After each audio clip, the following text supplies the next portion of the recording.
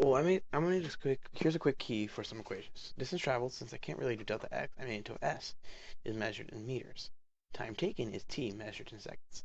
Initial velocity is u, measured in meters per second. Final velocity, sorry, ignore the -1. I don't know why they keep on doing that. Meters times second. I'm just gonna delete that because it's not really important. Final velocity is measured in meters per second, and acceleration is measured in meters per second, meters per second squared. So let's go look at some graphs.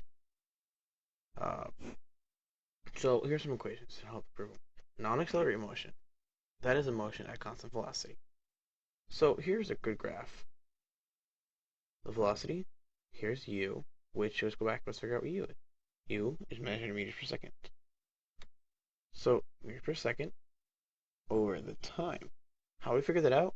Well, the area under the line of velocity, time graph, is distance traveled between the object and the time, t. Let's, for example, u equals 20 meters per second, and t equals 30. Distance, which is in s, is equal to u times t, which is initial velocity times time, which is 20 times 300 equals 6,000 meters. The equation above is for the non-accelerated motion. Distance equals velocity times time. So this is the s equals v times t. Delta x equals distance equals velocity times time.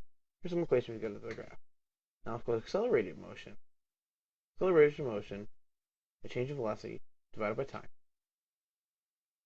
equals v minus initial velocity divided by time, or acceleration equals velocity minus initial velocity divided by time. Or you could say this is the most common version. This version's here because some people like it like that. Here's another most common version though. This is the most common version. Velocity equals initial velocity plus the time.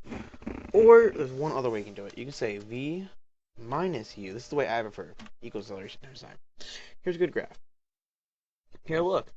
There's our initial velocity. Whoa. How the heck are we going to do this? Well, we know the area of a triangle is 1/2 v times u, v minus u times time. So basically base times height. So what do we do now? Well, we take the area of this, initial velocity times time. So basically, I'm going to explain it a little bit better here. Distance traveled equals the area under the line. But acceleration is this. So distance traveled is therefore initial velocity times time plus 1/2 acceleration times time. If the object starts from rest, though, you get delta x equals 1/2 acceleration times time. And therefore, this is an equation that we haven't used, but I found it by making these graphs. It is really helpful.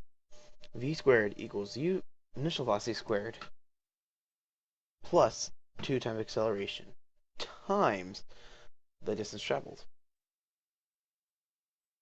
Yeah, that's another useful thing. So let's make another equation that can prove, basically. Well, in this, if v